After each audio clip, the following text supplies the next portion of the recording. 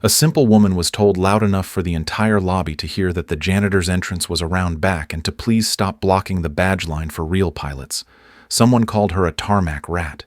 A trainee tilted his phone, filmed her cracked boots, and tagged the video ground crew cosplay. And then she came back the next morning, landed a $75 million Gulfstream G700, the most elite private jet in the world, right on their signature runway, stepped out in silence, and walked straight past the badge station without looking at a single one of them. The crowd didn't speak. And then the CEO walked out and called her director. The Arizona sun bounced off the flagstone path as Jasmine Donovan crossed the plaza at Aurelius Skyport Academy. Behind her, a sun-bleached sedan turned out of the lot and disappeared without fanfare. Ahead of her, lined up like jewels behind velvet stanchions, were parked luxury jets with names like Falcon Learjet and Gulfstream. The largest among them sat under its own canvas shade, its nose angled perfectly toward the school crest. Inside the entry dome, cool air hummed over polished floors and brass-framed welcome screens. Trainees in custom monogram jackets moved in tight clusters, many filming their arrival content for curated feeds. Jasmine drew stares immediately. She wore a sun-faded field jacket, pale jeans, and boots cracked with dust at the heel. Her only bag was a soft leather tote with worn seams.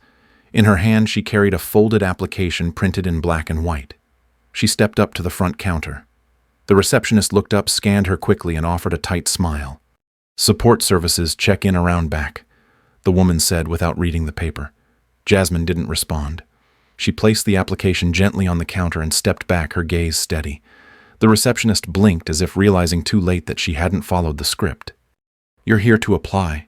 she asked, her voice lifting just enough to turn heads nearby. A boy in a white polo leaned into his friend and said, "She looks like she printed that at a gas station." His friend laughed and tilted his phone to record. "Ground crew cosplay?" he muttered as he typed in the caption. The receptionist tapped her screen and frowned. "We don't process paper applications here. All submissions go through the secure digital portal by invitation." Her hand drifted toward the badge rack, then hesitated. "Badges are reserved for verified cadets." Jasmine didn't react. She stepped aside without speaking. Her eyes moved to the massive digital wall, looping highlight reels from past year's simulator wins, jet takeoffs, champagne celebrations. One panel showed a Gulfstream G700 banking over the desert, labeled with a shimmering caption, "Elite Training Series, $75 asset." A cluster of influencer cadets lounged near the side corridor. One of them, wearing a fleece branded with the school's logo, raised his phone as she passed. "Live from the wrong building," he said, catching her in frame. "This one thinks she's on the schedule." Jasmine said nothing. She stood still beside the wall. Her posture didn't shift when another group walked by, laughing. "What's next?" one girl said. "She's here to valet the jets." A security guard approached, glancing at her boots. "Ma'am, are you here with ground maintenance or catering?" he asked. She handed him the same folded paper. He skimmed it, then looked toward the counter without comment. From the desk, the receptionist offered no help. "She doesn't have a digital badge," she said, returning to her screen. The security guard gave a small shrug and walked away. Jasmine stayed exactly where she was. One by one, new students arrived. Most wore luxury sneakers, gold-trimmed lanyards, and smartwatches linked to their admissions profiles. Wristbands flashed green at the scanner gate. A tall girl in white flight gear whispered, "Did she come from the bus stop?" Jasmine remained silent. Her fingers stayed on the strap of her tote. She didn't glance at the camera trained on her from across the room. The Gulfstream video played behind her again, its price tag hovering near the wingtip like a challenge. The badge station stayed untouched. Her name tag sat in a plastic tray unclaimed. Her boots left faint prints on the polished floor. She didn't wipe them away. She didn't speak, and she didn't move. Jasmine was still there the next morning. No badge, no schedule, no welcome. But her name remained in the system under a placeholder file marked pending review, which meant no one had removed her, and no one had dared to approve her either. She stood in the back of the simulation wing, a long, glass-walled gallery lined with touch-screen maps, audio-visual displays, and looping drone footage of past student flights. Trainees clustered around the main screen watching a breakdown of runway communication protocols. The room pulsed with the scent of filtered air and charged ambition. Above their heads, a banner read, "Safety is the flight plan." No one spoke to Jasmine, but no one stopped watching her. Quinn Rowe entered in a flight suit embroidered with her family crest silver wings, overlaid with a red crown. Her blonde hair was slicked back, her expression sharp. Her circle followed in coordinated gear, all wearing custom flight jackets and mic'd earpieces. They saw Jasmine and didn't hesitate. "Did she get lost again, or are we running a charity wing now?" Quinn asked, her voice deliberately loud. One of her friends, a lean boy with perfect hair, lifted his phone and began filming. Jasmine didn't blink. She stood off to the side, a half step outside the wall of floor tape that separated registered cadets from observers. A live stream started seconds later. On screen, Jasmine appeared beside a caption in bold red, "How to crash a G700 in under 10 seconds. The feed picked up laughs behind the camera and the faint hiss of Quinn opening her electrolyte bottle. Quinn stepped closer and tipped the contents forward without warning. The drink splashed over Jasmine's boots, staining the cracked leather darker. "There," Quinn said. "Now the runway mud's off." Someone snorted behind her. Another voice followed, "Check the logs." "Pretty sure janitorial applications go through facilities, not flight operations." A wave of chuckles rippled through the room. Jasmine bent, slowly inspected her boots, then straightened. Her fingers brushed the front of her jacket once. Danton Vale. One of the academy's senior instructors approached the front of the room and tapped the display. His voice cut through the laughter with well-trained projection. "Let's begin with weather conditions," he said, swiping to a wind shear chart. "Assume microburst activity at final approach." He looked across the cadets, then paused on Jasmine. "No offense, folks," he added, smirking, "but if your gear looks like hers, you won't be getting a landing slot in my rotation." The students burst into new laughter. Even a few assistants near the AV panel turned away to hide smiles. Jasmine didn't move. She focused on the screen as though watching the barometric data. Halfway through the session, a rolled paper printout flew across the room. It struck Jasmine in the cheek and unfurled across her chest. Laughter followed, sharp and immediate. "Simulator schedule," someone called. "She'll need it when she's cleaning the pods." Jasmine caught the edge of the paper before it slid to the floor. She folded it in half, then again, pressed the corners flat and tucked it into the side of her tote. Her gaze never lifted. She said nothing. One of the interns near the rear console leaned into his mic. "This is good content," he whispered, not realizing the feed was still hot. "It's going viral." The next segment began with an overview of cockpit roles. While the instructor demonstrated seat adjustments on a projected console, a student dropped a plastic coffee lid behind Jasmine's boots. The snap of it hitting the tile drew attention. A girl in braided pigtails, stage, whispered, "Oops. Hope she knows how to mop that up." The cameras caught it all. So did Jasmine. The schedule printout she'd folded had her name at the top, written in pen. Someone had scrawled, "Not cleared," across it in red marker. The ink had bled slightly. She refolded it and pressed it between the pages of a manual that wasn't hers. The camera moved in close again. Her expression didn't change. As the students began splitting into simulator groups, Quinn stopped near the panel wall. "If anyone needs help finding their level," she said, gesturing broadly, "just check your boots. If they look like hers, stay off the flight deck." This time the laughter faltered a little. A few students glanced sideways, not quite ready to laugh again. Jasmine's silence had grown heavier, not lighter. It filled the room in ways the noise couldn't erase. She moved to the far end of the room and stood alone, the shadow of the simulator pod stretching behind her. No one asked her to leave. No one offered her a headset. But no one stood beside her either. The touchscreen next to her began looping again, this time showing a time-lapse of the G700 descending onto a mountain runway. Its wheels touched down without smoke, the nose perfectly aligned. Jasmine watched it carefully, her hands still resting on the worn strap of her tote. She didn't move. She didn't respond. And she didn't leave. By mid-afternoon, Jasmine's name appeared on the internal simulator schedule, a short slot. No instructor listed, no briefing attached, just E. Donovan, Bay 2, 1430. No one told her she'd been assigned. No one walked her through the interface or offered a headset. A student named Levi, tasked with running sim rotations, found her near the observation bay and nodded awkwardly. "You've got a test run. Bay 2's open now. Just climb in and follow prompts. He didn't look her in the eye. The simulator pod sat at the far end of the hangar, a gleaming capsule designed to mimic the cockpit of a Gulfstream G700. The outside bore the Aurelius insignia in polished silver. Inside it housed a full wraparound visual dome, tactile controls, adjustable pressure, and a custom sound field to match actual flight audio. It was one of the most advanced training tools in the country when set to standard conditions. As Jasmine approached, she passed a row of cadets standing near the tech desk. One of them held Quinn's gold-embossed clipboard, grinning. Another whispered, "Is this her first flight or her last?"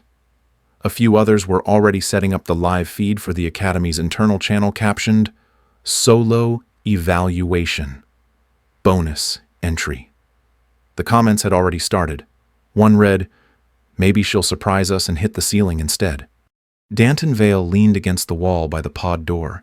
He held a coffee cup and wore the same detached expression he used during student reviews.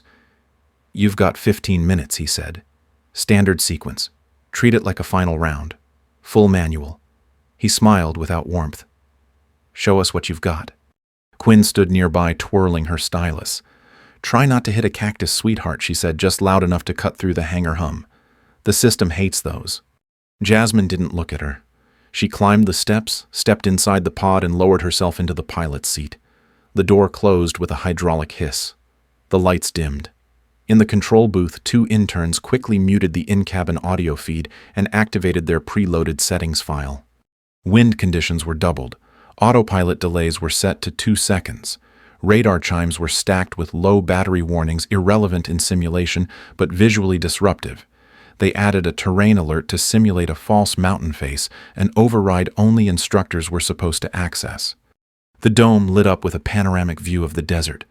Jasmine adjusted her headset, reached for the checklist, and began the pre-flight sequence. Her movements were quiet, precise. She toggled fuel-initiated startup and calibrated horizon data by feel. She didn't know the systems were lagged. Not yet. At first, the sim responded smoothly. The taxi felt normal, the liftoff tight but manageable. Her left hand hovered steadily over the throttle while her right worked navigation prompts. As she reached cruising altitude, the first hiccup arrived, a brief flicker in the right display, then a delay in trim adjustment. She corrected manually. A low whistle of warning sounded in her headset. Radar sweep failed to load. Outside in the observation room, students watched the dome playback in real time. One of them leaned closer and smirked. "She's compensating like crazy. Look at her oversteer." Another nodded. "She's not panicking, though. Not yet." Jasmine tightened her grip slightly and tapped in a route correction. But the turbulence module had been set to high, unrealistic for the altitude. The simulator bucked, swayed, then overcorrected. Jasmine adjusted pitch cut power by 2%, rebalanced trim. Her face remained expressionless. Then the false mountain appeared. To her left, a warning chime screamed, "Terrain!" She scanned the horizon. Nothing was there. But the screen pulsed red. No override worked. In the booth, the interns watched silently as the terrain response failed to disengage. The pod shook. The dome flashed white. A loud final klaxon roared through the speakers. The screen went black. The word "failure" appeared in red center screen, blinking like a curse. In the observation gallery, the room exploded. Laughter ricocheted off the walls. Someone clapped, slow and sarcastic. A trainee near the console posted the clip instantly. The caption read, "Marn's Simrec Queen." Danton walked to the booth, retrieved a printed evaluation sheet, and without looking at it, ripped it in half. The sound of paper tearing cut through the last wave of laughter. He tossed it into a wire bin and turned to face the group. "She's done here," he said. "Thank you for your time." Quinn gave a mock salute, one for the archives. Inside the pod, Jasmine remained seated for 3 full seconds after the lights returned to normal. Then she removed the headset, powered down the panel, and opened the door. She stepped out into the silence that followed the noise, her movements calm, her face unreadable. She walked down the steps. No one reached for her. No one blocked her way. Her boots hit the polished hangar floor with soft, deliberate sound. She passed Danton without a word. He said nothing. The clipboard still hung from Quinn's arm. She was already laughing again. Jasmine didn't glance at the feed still playing overhead. She didn't ask for her evaluation, and she didn't look back. The simulator failure hit the leaderboard within minutes. Jasmine's name appeared dead. Last in red, fail, crash, unsafe to fly. No score, no notes, just a blinking warning beside it as if she were a hazard to be cleared from the runway. A notification pinged through the internal network, and by the time she stepped out of the hangar, the cadet lounge already had the clip playing on repeat. She walked the marble-lined corridor alone. On either side, glass cases displayed photos of top graduates all smiling beside jet cockpits, holding plaques toasting champagne under runway lights. Polished model aircraft spun slowly on mechanical stands. In every frame, someone stood with pride. Her boots left faint echoes on the smooth floor.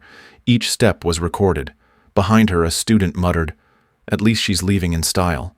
Another added, "More like escorted out by gravity." The first TikTok clip crossed 200,000 views by the time she reached the main lobby. The title was pinned to the top, "When Your Flight Dreams Die on Day 1. A compilation had already started her simulator crash, her frozen score a zoom-in of her face exiting the pod. The final clip cut to someone sweeping a hangar floor with the words, "Back to your shift." Near the media booth, an instructor sipped a canned espresso and leaned toward a colleague. "That's what happens when you lie to fly," he said. "It was always going to end like this." The other nodded, not even looking up from his phone. She kept walking. Quinn and her group flanked the exit doors, each holding iced lattes, each with a phone raised. Their selfie sticks extended like weapons. Quinn whispered just loud enough for the microphones to catch it. "Careful. Don't trip over your resume." A voice from the side shouted, "Hope you enjoyed the cockpit janitor." Laughter followed, high and thin. Someone launched a crumpled flyer across the floor. It hit Jasmine's tote with a soft thump and bounced to her feet. She didn't look down.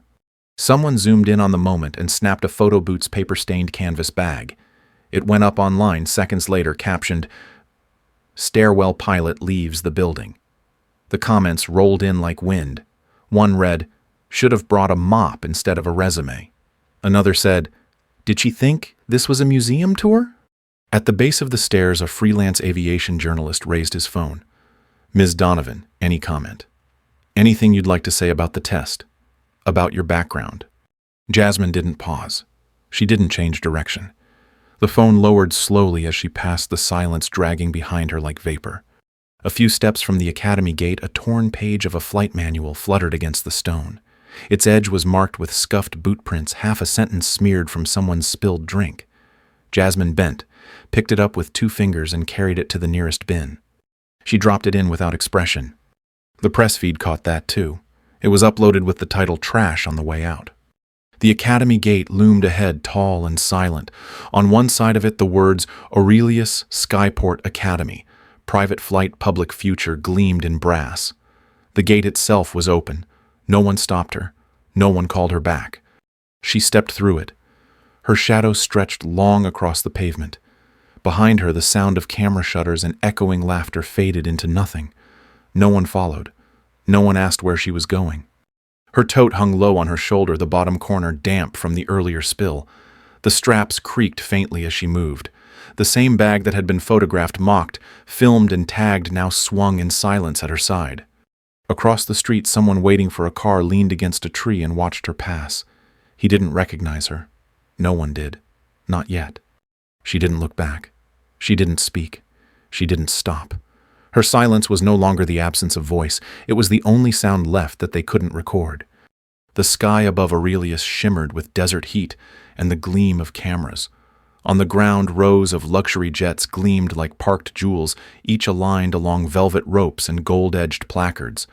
The annual investor fly-in was underway, and the main tarmac buzzed with press donors, cadets, and influencers ready to capture perfect angles of elite performance. A string quartet played near the hangar steps. Champagne was being poured. No one looked up, until a tower intern pointed at the radar screen. "Unfiled incoming." The air traffic supervisor leaned in, his voice tightening.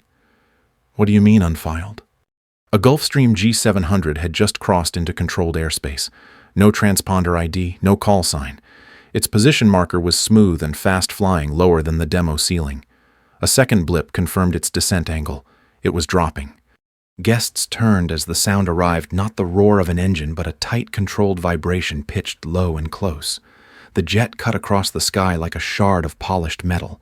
It glided above the administration tower, then banked hard left in a wide, deliberate curve.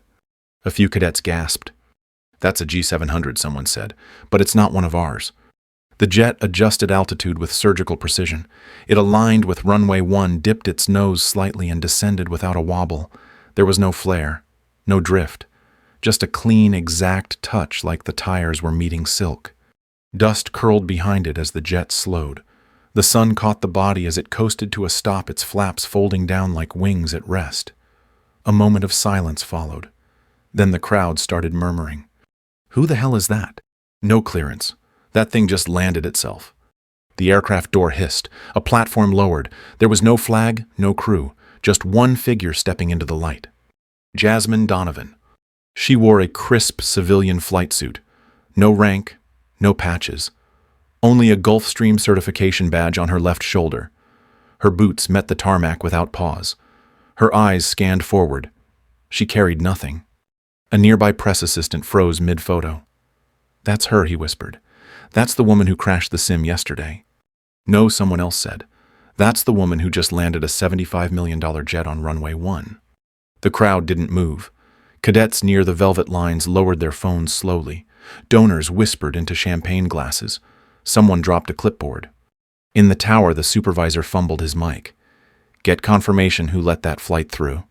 The intern stammered. "No one, sir. She didn't file." Jasmine walked forward steps, even stride unchanged. She passed rows of parked jets without glancing at them. Her shadow trailed behind, long and symmetrical across the strip. Quinn Rose stood frozen near the drinks tent, a half-lifted flute trembling in her hand. Her father's voice rang through a phone clutched to her other ear. "Do not engage her," he snapped. "Just stay put." A few influencers raised their phones to record, but no one dared narrate. Jasmine kept walking.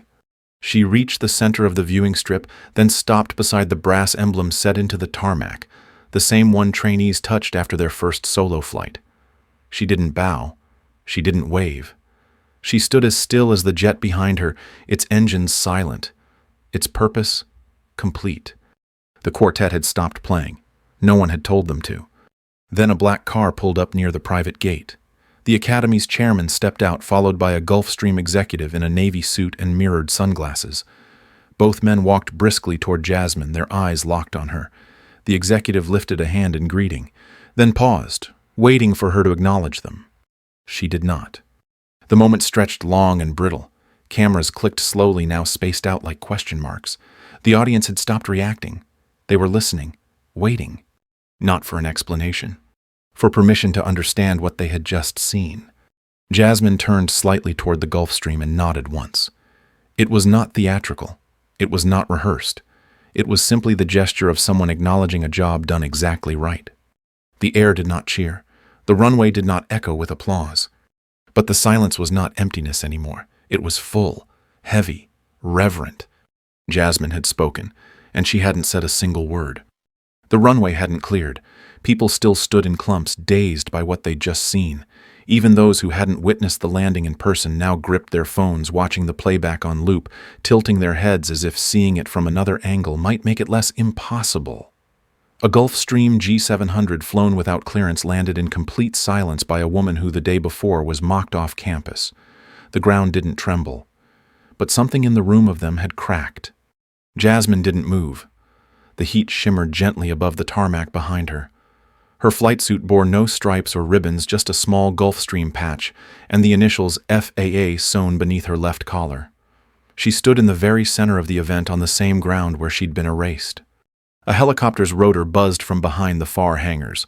It lowered toward the auxiliary pad, stirring the gold-lined banners and rattling the iced drink tables. The crowd turned as the Aurelius Academy helicopter touched down. The door opened and out stepped Kohlers Matteo Velen, retired Air Force CEO of the Academy. He didn't wave to the press or greet the investors. He walked straight toward Jasmine. Reporters surged, their mics extended. The Academy's media staff scrambled to control the footage. A Gulfstream representative in a navy suit flanked Velen, holding a black folder and a clipboard embossed with a silver seal. Velen stopped in front of Jasmine. For a moment, he simply looked at her.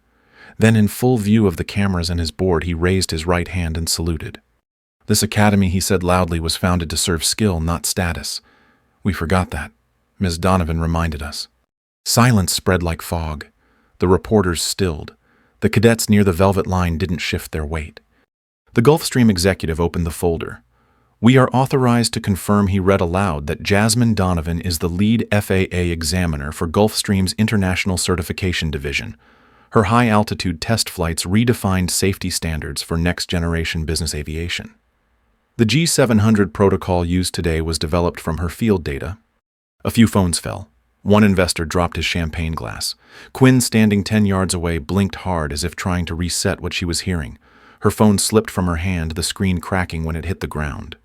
She's not just a pilot, the Gulfstream rep continued. She's the reason half our current fleet is considered airworthy. One of the Academy's senior investors stepped forward. She didn't just save our jets, he said. She saved our program. Last fall, when this institution was facing collapse, she invested silently through a trust. 42% of Aurelius belongs to her. The crowd murmured, but no one moved. A few cadets stared at the floor. Others slowly lowered their devices. The hashtag feed that had once read Narsh Stairwell Pilot now rolled through new titles. Runway, Queen, Silent Ace, Clean Landing.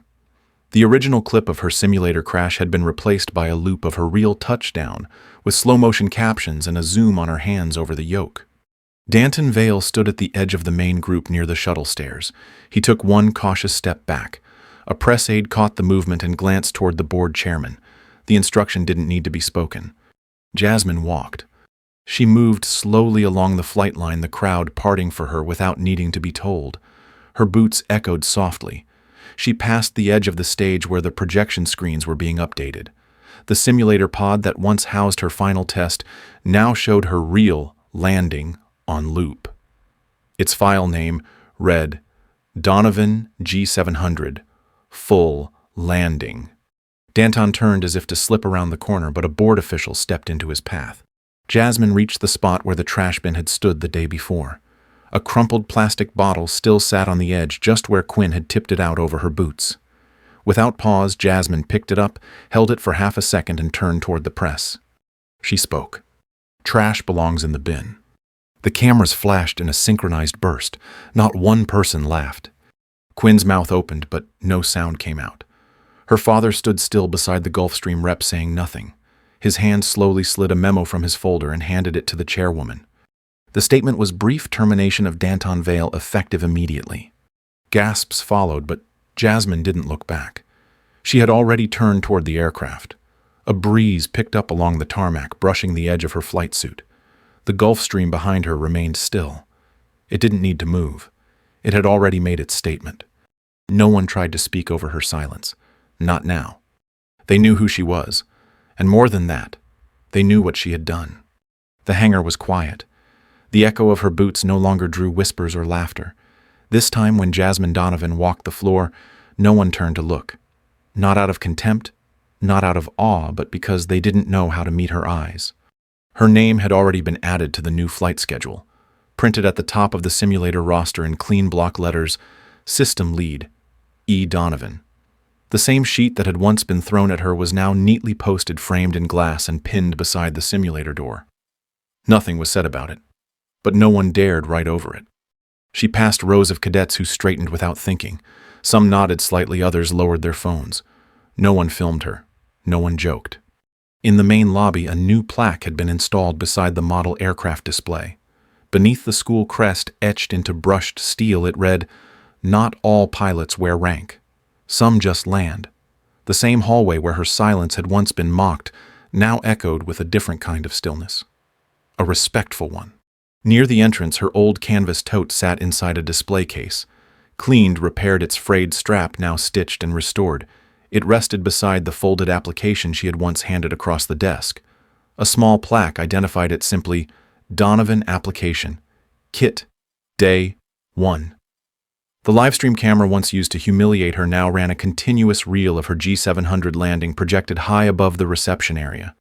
New visitors watched it on loop before they even reached the registration desk. She made no speech. There was no ribbon cutting, no fanfare. But the changes began immediately. A live-stream press release announced the launch of the Jasmine Donovan Flight Initiative. For the first time in Academy history, applicants from low-income and non-legacy backgrounds could earn admission on merit alone. The school's media team issued a single headline, "Skill over status effective now." Jasmine didn't attend the announcement. She was walking the outer path near the Academy gate. The same brass plate still read, "Aurelius Skyport Academy. Private Flight Public Future." But now a new placard stood beside it. Director of Skyport Operations, Jasmine Donovan. It was smaller, quieter. It didn't need to stand out. It was never meant to. A breeze tugged a paper brochure across the stone. She caught it with her foot, leaned down, and picked it up. On the cover was a photo of her beside the G700 sunlight catching her flight suit and the badge on her shoulder. The caption read, "Precision, poise, power." A press intern nearby hesitated, phone half lowered. "Anything you'd like to say for the record, Director Donovan?" She looked at him for a moment. Then with a small smile she said, "I wasn't here to fit in. I was here to clean the airspace." The intern didn't reply. He simply nodded and stepped back. That evening in one of the new cadet classrooms, a group of first-year students watched a projected training reel. The screen displayed her full landing footage frame by frame with annotations layered across each maneuver. No one spoke as the wheels kissed the tarmac in silence. A few students leaned forward. One took notes. Another adjusted their grip on the simulator yoke beside them. The room was dim, steady, and still. The lesson didn't need explanation. It had already been flown. Jasmine Donovan was never meant to fit the mold, and she never tried to. Mocked, dismissed, and pushed aside, she met every insult with silence, every humiliation with stillness. But in that silence lived something stronger than applause. Mastery, resolve, and a quiet belief in her own worth. She didn't argue to be seen. She flew to be undeniable. And in doing so, she reshaped the very place that tried to erase her. Her story is a reminder that power does not always raise its voice. Sometimes it simply lands exactly where it means to. If Jasmine's journey moved you, take a moment to reflect on what it means to be underestimated and what it means to rise anyway.